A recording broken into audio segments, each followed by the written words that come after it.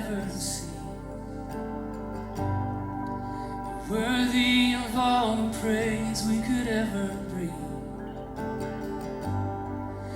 Worthy of every breath we could ever breathe.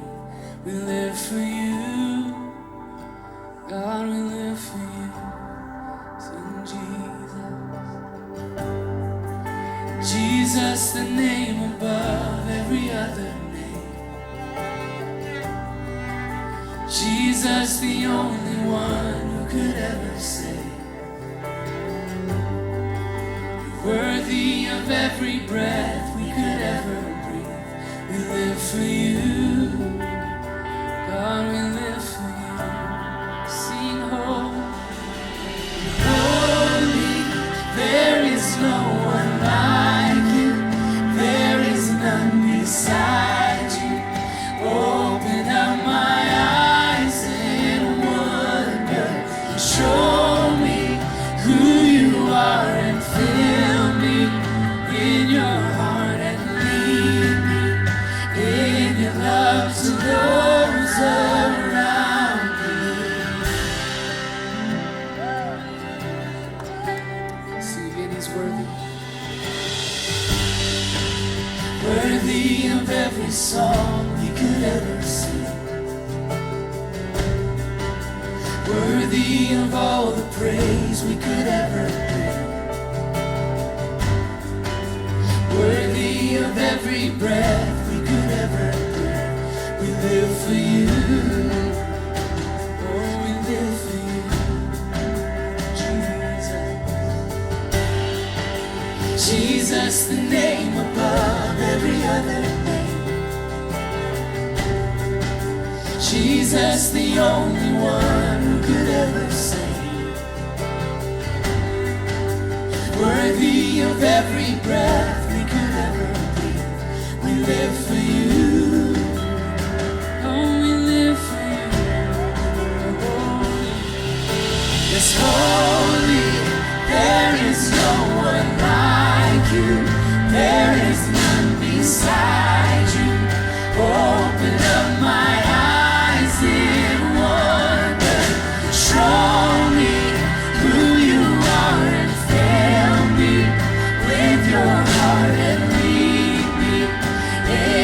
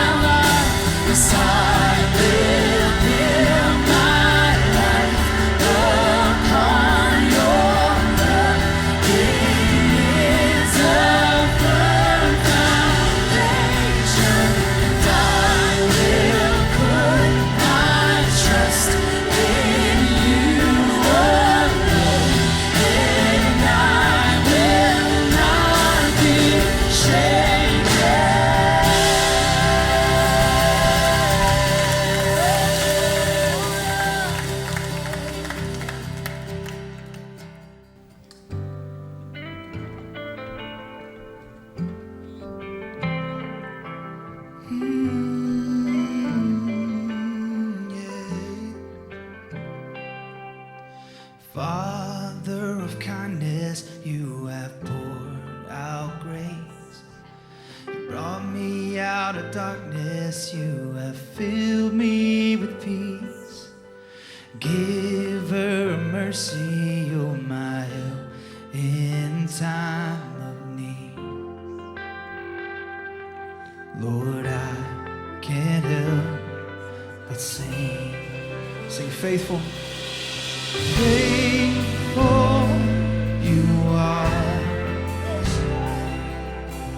faithful forever you will be. Sing, faithful you are, all your promises are yes and amen. That's right, come on. All your promises are yes and amen. We believe it.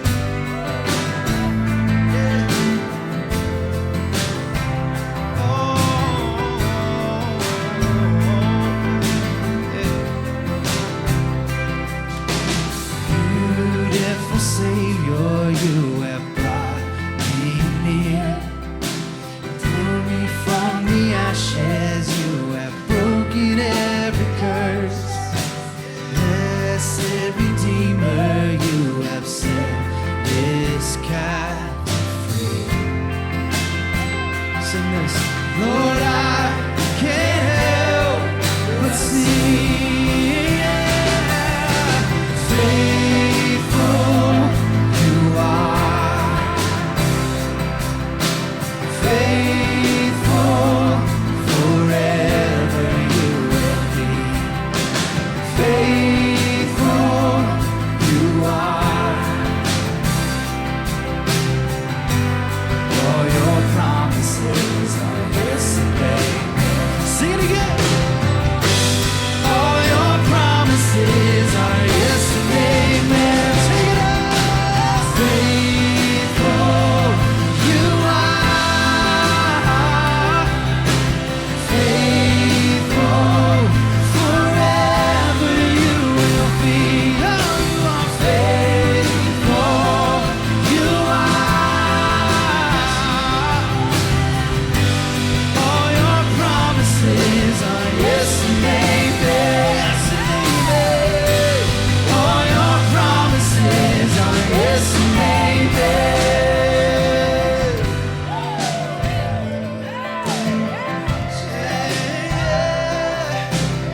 Y'all ready to keep singing with us? Come on.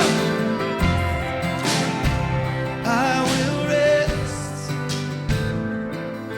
in your promises. My confidence is your faithfulness. I will rest. Sing that. In your promises, my confidence is your faithful. I will rest.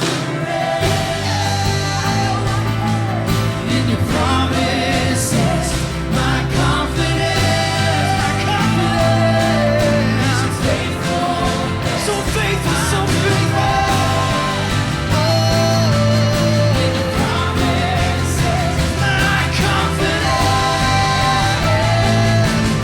is your faithfulness. Faithful you are, faithful forever you will be. Faithful you are, all your promises are yes and amen. All your promises are yes and amen. Sing it. All your promises are yes and amen. Make some noise. Yeah. Thanks so much for singing with us. I'm excited to be joined by my good friend, Jeff Henderson. Chris. Jeff, thanks for being with us. Man, it's always great to see you. Yeah, Jeff and I go back 17 years ago. It was one of my first interviews for North Point was with you, and I'm so thankful that your interview was the easiest, I think, because I think you had preached 6 times before, the day before, and so we talked about basketball, which, small world, Jeff played intramural basketball at UGA with my brother. Back in the day. Yeah. In the last century, actually. Yeah, the Speed Boys, and we did win the championship. Thank you very much. And so that was a big day. And I know Wendy broke your heart by throwing away your jersey. She did. I think my brother still has his. Not a good day for our marriage. When I said, "Where's my Speeds Boy jersey?" She goes, "Oh, that thing, we threw it away." We're always trying to cling on to anything that we can, right? Glory days. Yeah, the glory days. Yeah, so Jeff has worked with the Atlanta Braves, Callaway Gardens, North Point Ministries over the years, written a book. So tell us what you're up to these days. And because so many people at Southside go from Chick-fil-A, I did work for Chick-fil-A as well. So I didn't want to omit that. Yeah, That's right. True. Eat more chicken. There you go. Yeah, so, one of the things I love about this church, one of the many things, is you do for the Southside. And when we launched for Gwinnett, back at Gwinnett Church, it just really began to take off, and we felt like this was the next season for us to help organizations, not just churches, but businesses really understand who and what they're for. And so that's what we've been doing for the last several months. It's been great. Yeah, and not only that, he wouldn't tell you this, but he is on the Forbes top 20 list for most sought after communicators. So he's going to share with us today how we can be for our community.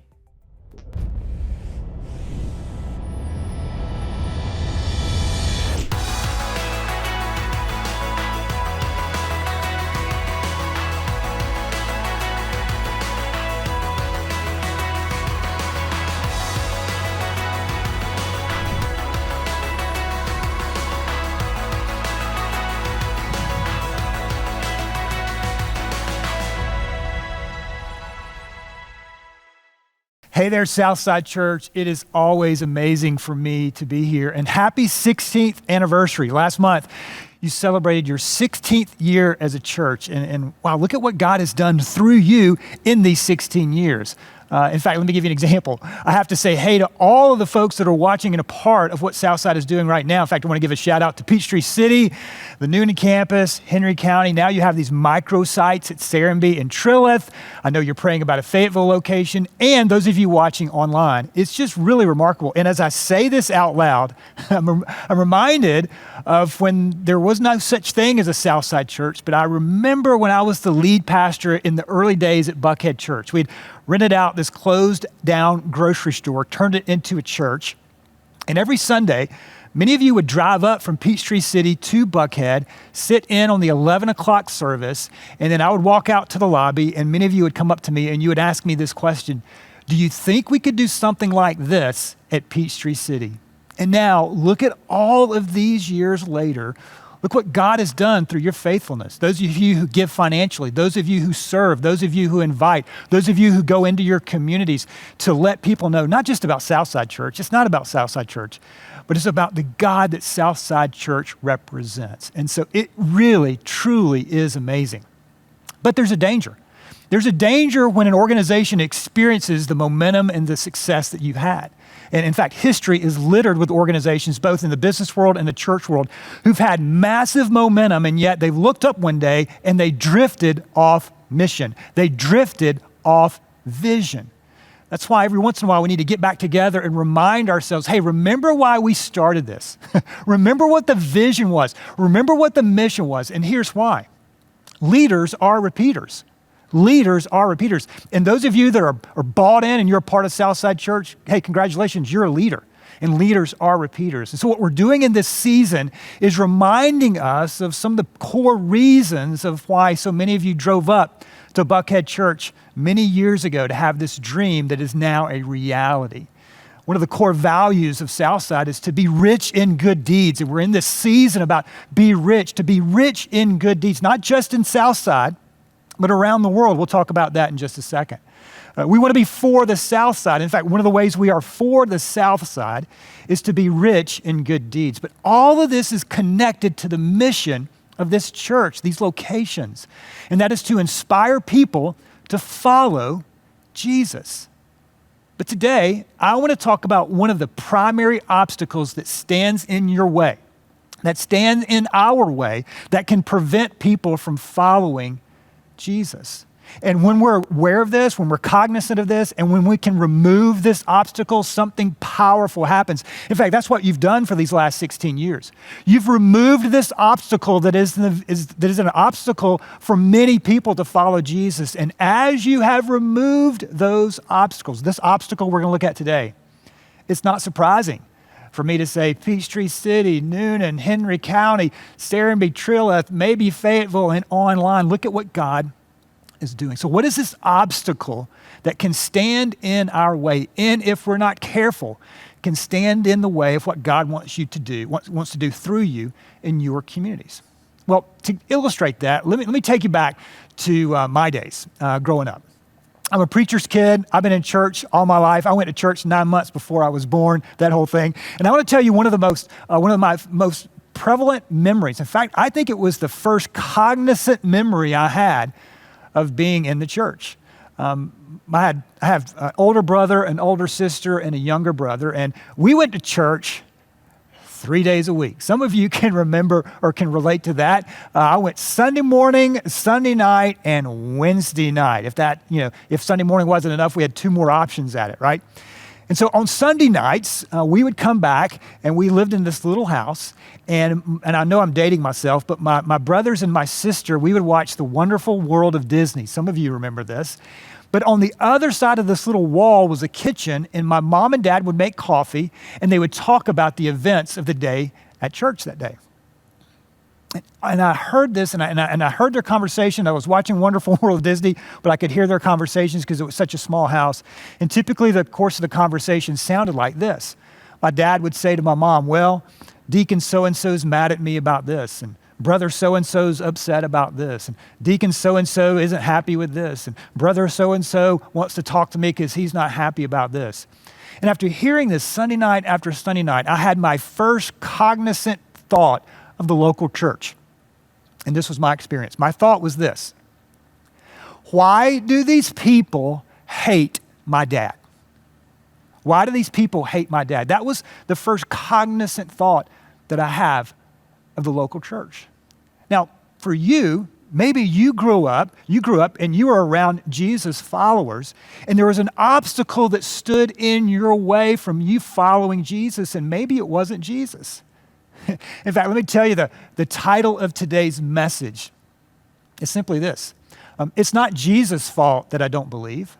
It's not Jesus' fault that I don't follow him. In fact, maybe you're here today at one of our locations. Maybe this is your first time here watching online. Maybe somebody invited you to do this, right? And you would say, Jeff, I don't think I believe in Jesus. I don't think I'm a follower of Jesus. Hey, I totally understand that. Okay, I totally understand that. But you might say, it's not Jesus' fault. It's not Jesus' fault that I don't follow. It's not Jesus' fault that I don't believe. And the reason many people don't follow Jesus is because of how they've been treated by Jesus' followers. The reason many people don't follow Jesus isn't because of Jesus. It's because of how they've been treated by Jesus' followers. Maybe you were in business with a Christian business person, or so they said, right? And they talked a good game, and they quoted all the verses, and they went to all the stuff, but then at the end of the day, they stole money from you, or they took business from you. And you probably had, maybe you didn't say this out loud, but you thought, if that's what being a Christian's all about, I don't want to be a part of that. Maybe it was a relationship with you. Somebody talked a really good game, but they betrayed you. They were not who they said they were. And so let me ask you a question. And this is for those of you, I think this is an all skate today, because I think this is probably part of all of our stories, but particularly for those of you, this is, being around Southside for a while. Maybe this is your first time here. You've got questions about Jesus, but maybe more than that, you've got experiences with Jesus followers that makes you doubt whether all of this could possibly be real. So let me ask you a few questions to see if you can relate to this. Have you ever been hurt by a Jesus follower? How about this one? Have you ever been betrayed by a Jesus follower? Or how about this one? Have you ever been disappointed by a Jesus follower? Have you ever been hurt? Have you ever been betrayed? Have you ever been disappointed by a Jesus follower? Now, let's say, just for the sake of conversation, you had an opportunity to have a conversation with Jesus. and you would say, hey, I'll be honest with you, Jesus, with all due respect, as I've studied you, you lived a good life, that's all, that's great. But because of how I've been treated by some people who followed you, they betrayed me, they hurt me, they disappointed me. I've got my stories, and I don't know if I can follow you because of them. Because, hey, I just want to let you know, I've been hurt, betrayed, and disappointed. Here's what I believe if that conversation were to happen. If you were to share your story with Jesus about how you've been hurt with Jesus and by Jesus followers, I think Jesus, I'm just making this up, right? But I think Jesus would look at you, maybe put his hand on your shoulder and say, I understand. That happened to me too. I understand. That happened to me too. And so what I want you to see today is that you might have a lot more in common with Jesus than you might have ever imagined. In fact, I want to invite you into his story, because what you're going to see is that he was hurt, betrayed, and disappointed by Jesus' followers as well. But the reason we're talking about this, for those of you who might not believe in Jesus, you're not following Jesus yet, I want to talk about this obstacle to say, hey, it's a real obstacle. I'm not trying to belittle it or downplay it. It's a real thing. There's real hurt. There's real people. I understand that. But what we're going to do today is to try to the best of our ability, with God's help, to remove that obstacle. But not only that, for those of you that have been a part of Southside for a while, for those of you that are at the microsites, and thinking about the Fayetteville campus, those of you watching online, we got to talk about this. We got to talk about this. Because this is what For the Southside is all about. We want to remove this obstacle. This is why being rich in good deeds is so incredibly significant. It's not something we do once a year. It's a part of who you are. It's a part of what we do in our communities here. But in the end of the day, we have a stewardship responsibility to represent Jesus incredibly well. So we kind of have two groups we're talking to today. I'm talking to the core of Southside Church. You're the ones that give and serve and invite and make all of this happen. But I'm also talking to those of you that are maybe on the fringe a little bit. You've got your questions. You've got your hurts from Jesus followers. I want to talk to you as well. Because in both groups, we've got some incredibly exciting news. Now to get there, I want to invite you into the story of Jesus as it relates to his experience with some Jesus followers or some religious leaders. In fact, check this out. The story here that Mark recounts in his gospel, there's 4 gospels, the first 4 books of the New Testament. Mark invites us into the story of Jesus. And I'll read this and we'll kind of walk you through what was some of Jesus' experience with some Jesus followers. Mark says, Jesus went up on a mountainside and called to him those he wanted, and they came to him. He appointed 12 that they might be with him and that he might send them out to preach and to have authority to drive out demons. In essence, Jesus is about to appoint his small group. He's about to appoint his 12 disciples that would help change the world. These are the 12 he appointed. Simon, to whom he gave the name Peter. James, son of Zebedee, and his brother John. To them he gave the name Boanerges, which means sons of thunder, which is a clue that Jesus gives some incredible nicknames, right? I mean, he's even given a reference to Thor from the Avengers, right? God of thunder. So just kidding. Andrew, Philip, Bartholomew, Matthew, Thomas, James, son of Alphaeus, Thaddeus, Simon the Zealot, and Judas Iscariot. And here's these next 3 words. Who betrayed him? The person who betrayed Jesus was a Jesus follower for 3 years. He saw all the miracles. He saw all the ups and downs. He saw Jesus for who he was. He saw things that you and I have never seen. And yet at the end of the day, Judas betrayed him. So let me ask you a question. Have you ever been betrayed by a Jesus follower? Because Jesus has. Do you have your story about how a Jesus follower hurt you, betrayed you, disappointed you? Someone in Jesus' own small group did that. This is why I said earlier that if you were to share your story about how you've been betrayed, I don't think Jesus would rise up in judgment. I think he would put his hand on your shoulder and say, hey, I understand. Let me share with you Mark chapter 3. But that's just one story. In fact, in the very next verse, in this chapter, Mark keeps going. Mark chapter 3, we're still in this. Then Jesus entered a house, and again a crowd gathered, so that he and his disciples were not even able to eat. I mean, a mega church breaks out whenever Jesus goes somewhere. When his family, don't miss this, gang, when his family heard about this, they went to take charge of him, for they said, and this is the quote of Jesus' family, "He is out of his mind." This isn't some strangers. This isn't people on the fringe. This is Jesus' family going, okay, we're here. We're coming to take control of him because he's out of his mind. Some of you, the reason that you don't follow Jesus is because maybe you have a hyper judgmental Christian in your family, and you've concluded that if this is what being a Christian's all about, I don't want to have anything to do with it. Now, reality, we all have family challenges, right? We all have family challenges. In fact, there's a little crazy in all of our families. Let me give you an example. One of my favorite authors is the late Pat Conroy. He's not a Christian author, so be careful about that. But he was a wonderful writer. But basically, his novels were about the dysfunction in the abusive home that he grew up in. And his books basically tell that story over and over again.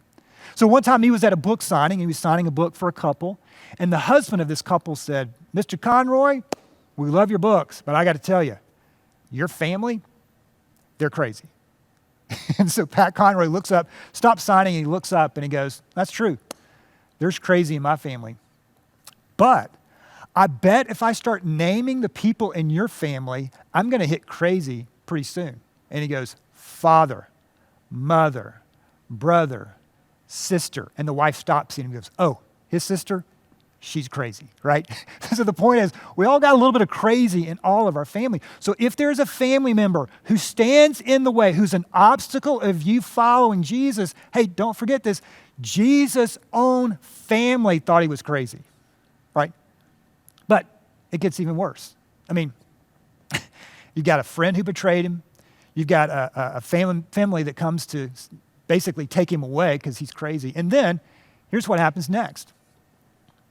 He is possessed by Beelzebub, by the prince of demons. He is driving out demons. This quote is from religious leaders looking at the life of Jesus and going, hey, this man here, he is not God. He is actually the prince of demons. So what you have here is you have a friend who betrayed. Let me just show you Jesus' story. In fact, if you were to tell Jesus, hey, Jesus, this is why I don't follow you. Well, Jesus he would tell you, I've got my own story. Here's my story. My story is I had a friend who betrayed me, right? A family who wants to control me, and a community of religious leaders who seeks to discredit him, right? So you got a friend who betrayed him. You have a family who wants to control him because they think he's crazy, and they have a community who seeks to discredit him. So if your story today is that this obstacle is because of a friendship, a family member, a business partnership, a relationship, a community of people who betrayed me, hurt me, discredited me, all of that, Jesus understands. And the response of Jesus is an invitation to you today. The response to Jesus is to say, hey, can I remove that obstacle for you? And let me show you how he does this through all of this in this verse. So Jesus called them over to him and began to speak to them in parables. Okay, so this is his response. He's not actually addressing the people that have tried to discredit him. He's addressing you. He's addressing people who are like, I wonder if this is true. I wonder if this guy is crazy. I wonder if he is, the prince of demons. And so Jesus begins to say, hey, look at who I am. Don't pay attention to what they're saying. Look at who I am. And if I'm really Satan, will Satan drive out Satan? And then he begins to say this quote in Mark chapter 3, which has been quoted from religious leaders, political leaders throughout the centuries. He says this. He says, if a kingdom is divided against itself, that kingdom cannot stand. If a house is divided against itself, that house cannot stand. And if Satan opposes himself and is divided, he cannot stand. His end has come. Now, why is Jesus saying this? Well, he's saying this because out of a response to what they said. Mark chapter 3, verse 30 says this. He said this because they were saying he has an impure spirit. And what Jesus is saying is, well, then test it out. Test it out. If you think I have an impure spirit, if you don't think I am who I am, then I triple dog dare you to find out for yourself. But you don't do it by listening to what they have to say about me. Here's how you do it. This is the invitation for you. Jesus says, see for yourself who I am. See for yourself. Now, for some of you, you've been invited about 100 times to Southside Church, right? Hey, you ought to come to church with me, or you need to watch online, or hey, we're trying to launch these microsites at Serenby and Trilith, and we're thinking about this Fayetteville campus, and hey, we got this campus in Henry County and Noonan, and the original one in Peachtree City, and you've been invited. People have invited you over and over and over again. What you need to understand is they're in essence saying, hey, we want you to see Jesus for who he is. We're not necessarily inviting you to a church necessarily. I mean, we love Southside Church, and I'm fired up about it. Again, as I mentioned earlier, I knew Southside Church before there was such a thing as Southside Church. But at the end of the day, they're going, hey, I know you've been hurt. I know you have your stories. But why don't you come and see for yourself who Jesus is? Because, and don't miss this, if you allow that obstacle, that hurt, that betrayal, and hey, I have my own stories, okay? But if you and I were to allow that hurt, that betrayal to remain as an obstacle and forfeit the opportunity for us to see Jesus for who he really is, then that has become exponentially more dangerous in our lives. Not discounting the hurt, not discounting the betrayal. Don't forget, Jesus has his own story with all this. But what Jesus is saying is, see for yourself who I am. Now, that's for those of you who are kind of on the fringe a little bit. You've got your questions about Jesus because of how you've been treated by Jesus followers, all right? So I want to put a kind of pause on that. I want to talk to those of you who've been around Southside Church for a while. Here's why this is so important. This is why, even though you've had an amazing 16-year run, I do believe that the best 16 years are ahead of you. But to understand that, we have to stay on mission and vision.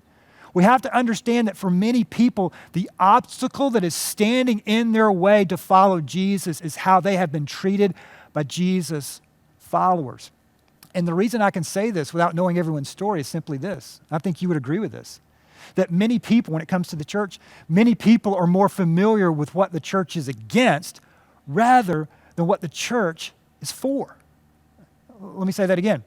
Many people are more familiar with what the church is against rather than what the church is for. I love what Andy says when he says, hey, when it comes to the message of Jesus, everyone's welcome, everyone's invited, everyone gets in the same way. It's the greatest invitation, arms open wide, we are for you message, and yet many people are more familiar with what the church is against rather than what the church is for. Now, some of you know, I spent a number of years in the business world. Brand marketing was something I was very excited about, still interested in. I'm very interested in marketing and advertising and in brands and all of that. And I know that church isn't a brand. I know the church isn't a business. I get all that. But if you'll allow me to go there for just a little bit, let me just say this, that if we were to think of the church in branding vernacular, I would say that the church, in many respects, has a really bad brand in the minds of many people because of this. Because many people are more familiar with what the church is against rather than what the church is for.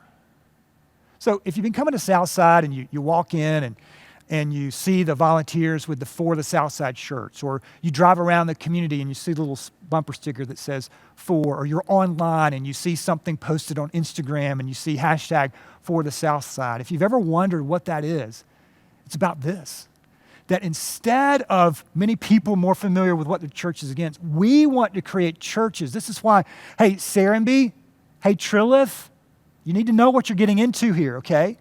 This isn't a church like, hey, I just want to go here because it's a shorter drive. No, what we're saying is, who is it in your area that needs to understand that Jesus is for them? This church, when it comes to the church, you'll never know what the church can do for you until you experience what the church can do through you.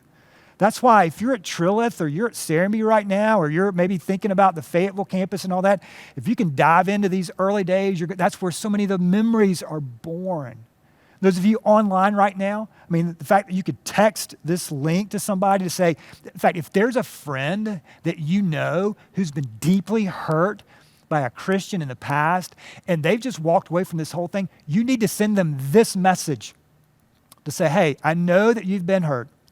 I know that you might think, the church is against you, but I just want to let you know that our church is for you. That's why this season is so important. So in putting this message together, I wanted to talk about this obstacle. And I wanted to invite those of you who've not yet followed Jesus, or maybe you just want to take a step to being a part of Southside and seeing what Jesus wants to do in your life and to introduce himself to you. So that's one part of the message. But I wanted to spend the next part of this to close to talk to those of you who would say, I am a Jesus follower. And I want to remind us of the immense responsibility that you and I have to be ambassadors, to be, if you will, brand representatives of the King. And please understand, I'm not up here wagging my finger at you. I'm saying collectively, as men and women, as followers, as brothers and sisters of Jesus, let's make sure that we, to the best of our ability, we're not perfect, we're going to make mistakes, but let's turn around as quickly as we can to say, hey, that's not who I want to be, that's not who Jesus is.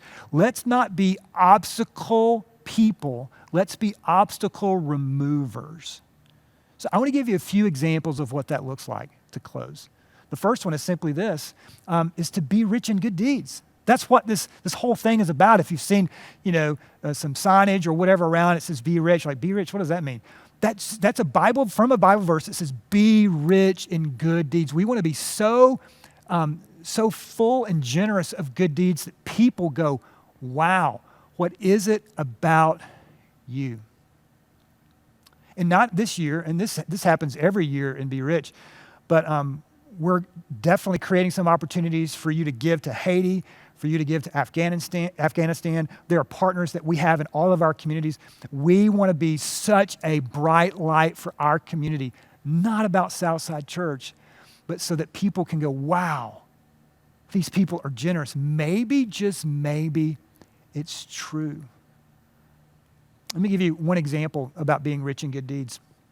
In this season, for many business owners are experiencing a labor shortage. And for the people that are showing up, many times they're serving some disgruntled customers because they're short-staffed, the lines are long, all of that.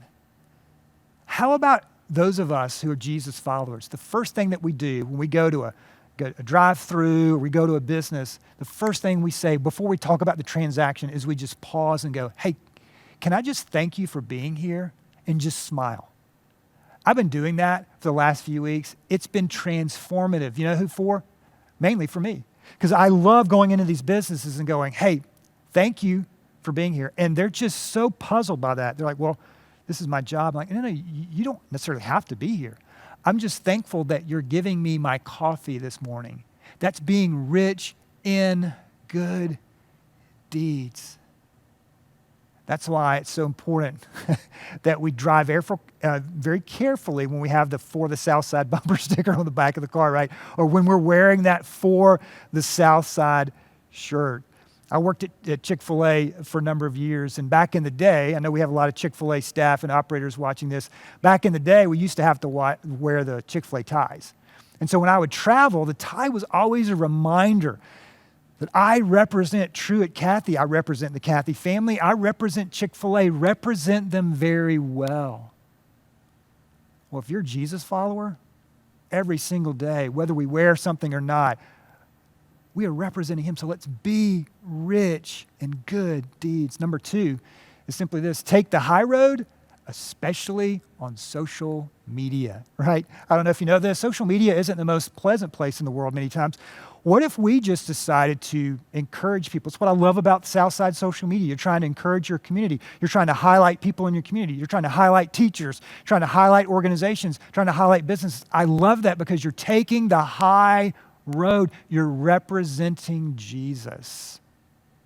How about this one, number 3?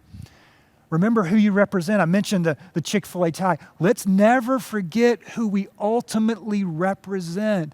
And again, that's what Be Rich is about. That's what For the Southside is all about.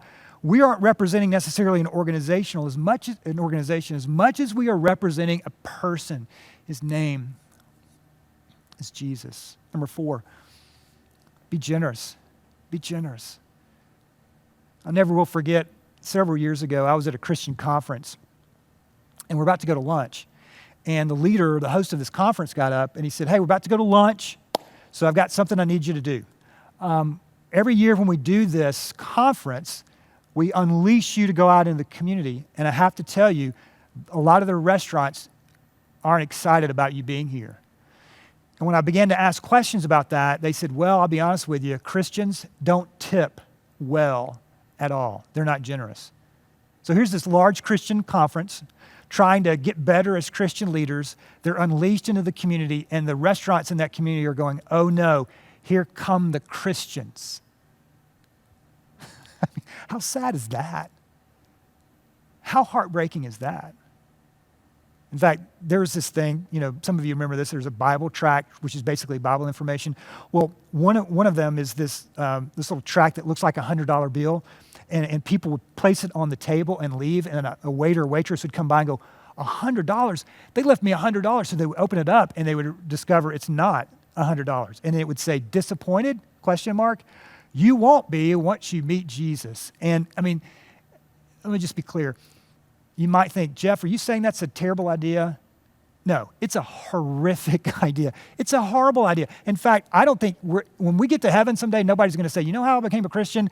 They left me a fake $100 bill." No, let's be generous. How about leaving an actual $100 bill if you can, or treating them well, or living generously and going, "Hey, just want to let you know, God loves you." Let's be generous. And again, that's what Be Rich is all about. Be Rich is an overflow to this community. In fact, if Southside Church ever decided to close down one day, you're adding so much value that I bet the community would rise up and go, no. Southside Church can't close down. If you close down, our community suffers because you're such a generous church. That's representing Jesus. How about this one? Number 5, let's practice humility, which is servant leadership. Let's be humble people. I have this odd hobby. I like to watch TV preachers with the volume off. And my wife, Wendy's like, "Why don't we watch something on Netflix?" I'm like, "But look at this. They just look so angry so much of the time. What if we just practiced humility? What if we were generous and combined generous humility?" I'm telling you, that's a way to be rich. Practicing humility in this community is a way to be rich in good deeds. And then this one, have someone in your life who really knows what's going on with you. This is why we create small groups for you at Southside Church, so that someone can speak into your life and go, "Hey, can I be honest with you? I think there's something in your heart right now that maybe you can't see." None of us are perfect. But we can grow up to be God through His power, through His Spirit, and through the relationships with one another. He can grow us up to be the men and women God's calling us to be. And then finally, simply this one, be for the Southside. And again, this isn't an exhaustive list. This is just a few ideas to be rich in good deeds. Let's take the high road. Let's go into businesses and simply say thank you. Let's remember who we represent. Let's be generous. That's what Be Rich is all about. Generosity. I love the fact that for a number of years, all of our churches have raised money and have given 100% of it away. In fact, even more than that, right?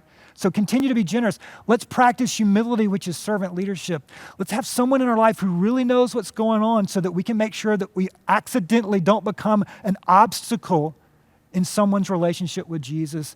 And then let's be for the South Side. Let's support organizations and businesses. Let's go out on the social media and say, hey, I am for this school. I'm for this organization. I'm for this group because Jesus is for you. And when a group of people do that, when a group of people go, you know what? We got our issues and we're not perfect, but we want to grow in our relationship with Jesus. And when they do the best that they can through God's power to remove the obstacles so that people can see Jesus for who he really is, do you know what happens when something like that happens? When a group of people go, you know what? We want to remove all the obstacles through God's power and through the best of our ability so that people can see Jesus for who he is. Can I show you what that looks like? It looks like starting a campus in Peachtree City and then growing to Noonan and Henry County, having microsites in Trilith and Serenbe, praying through what a campus might look like at Fayetteville, having an online campus and going, this is just the beginning. Because what we want to do is to be an obstacle remover so that people can see Jesus for who Jesus is. And that's why I come back to those of you that might be on the fringe right now. And you would say, well, Jeff, I've got my story, I've got my hurt, I've got my betrayal. I want to say one final thing to you. First of all, you've come to the right place. You're surrounded by an incredible group of people who are generous, who are humble, who are ready to serve you in any way they possibly can. But most of all, they're trying to point you to Jesus.